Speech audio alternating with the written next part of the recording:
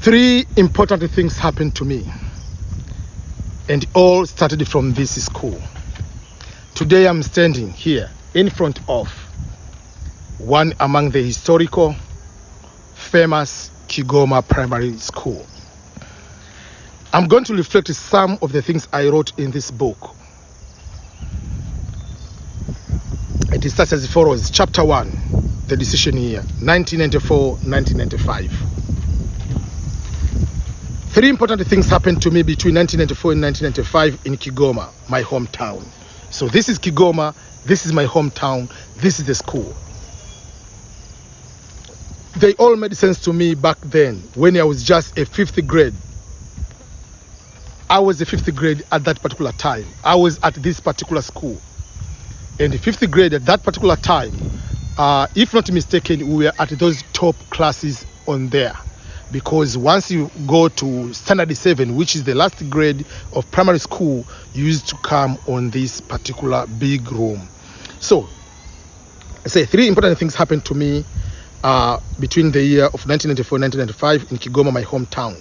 They all made sense to me back then when I was just fifth grade. So I was in fifth grade in this school, Kigoma Primary School. They all made sense to me back then when I was just in fifth grade. I was a 13-year-old boy, ambitious, determined, and dedicated, and true believer of everything is possible. Fast forward 23 years later, everything I dreamed of and planned at that moment connected today. This is the point where I agree with Steve Jobs that you can't connect the dots by looking forward, by looking backward. So you have to trust that the dots will somehow connect in your future. You have to trust in something, your gut, destiny, life, karma, whatever. This approach has never let me down, and it has all made sense in my life. So this is the reflection of my book. This is the reflection of my life. The time when I was studying at this school. Fifth grade, you were still very young. At that particular time, just a little boy.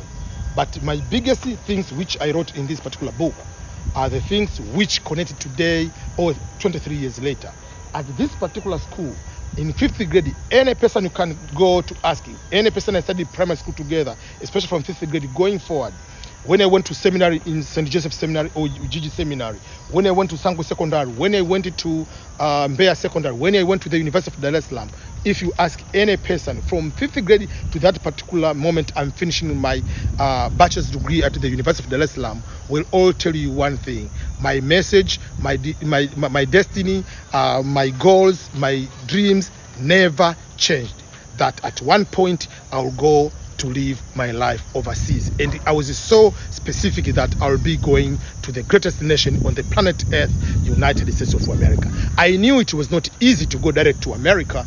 I knew I have to go sometimes to other countries first. So when I was planning to go to America, I didn't put all just is America or nothing.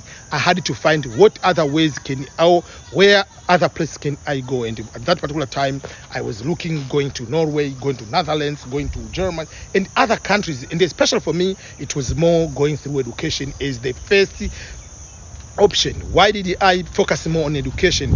Is because it is something I can control. I can control how much I study. I can control how better I'm going to pursue or to get good grades and to pass my exams. So I can control those kind of things, and I can control how I am going to write a very good resume.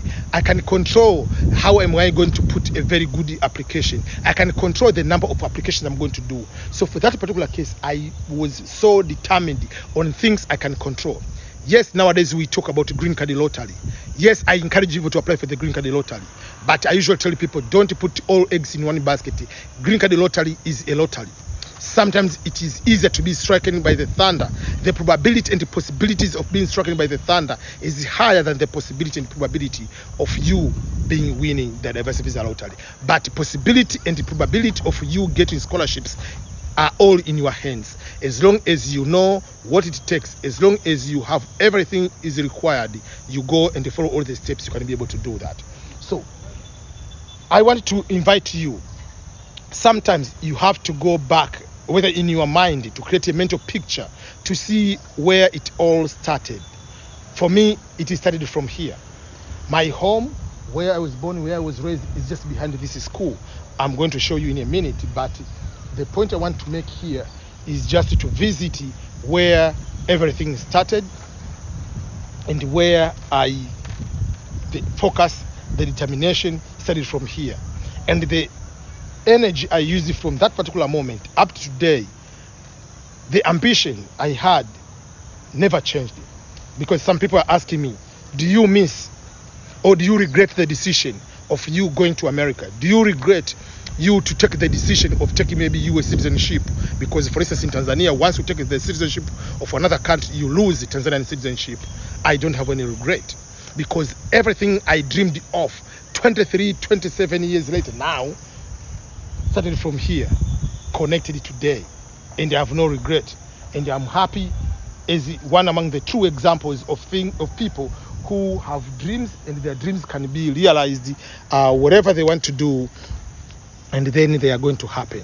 So that is something I wanted to show you. But when I say I used to live very close by, behind this there is one guy talking on the phone. Behind there you will see there is a little bit of blue home with a red gate, whatever.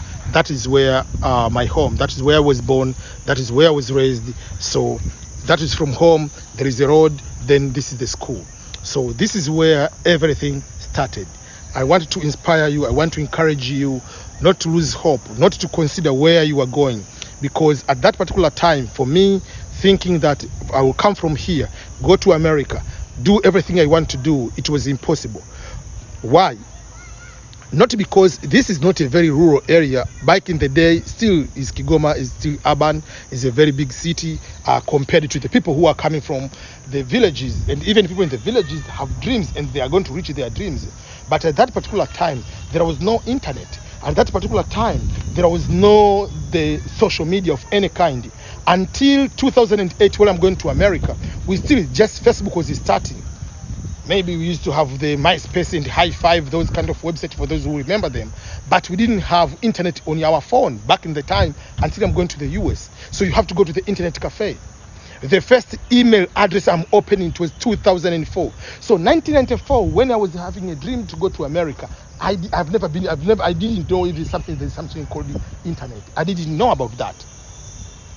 But I knew one thing, I'll go to America through education. That's something was very obviously, I knew for sure. So let me end up here and pick up the phone. Someone is calling me.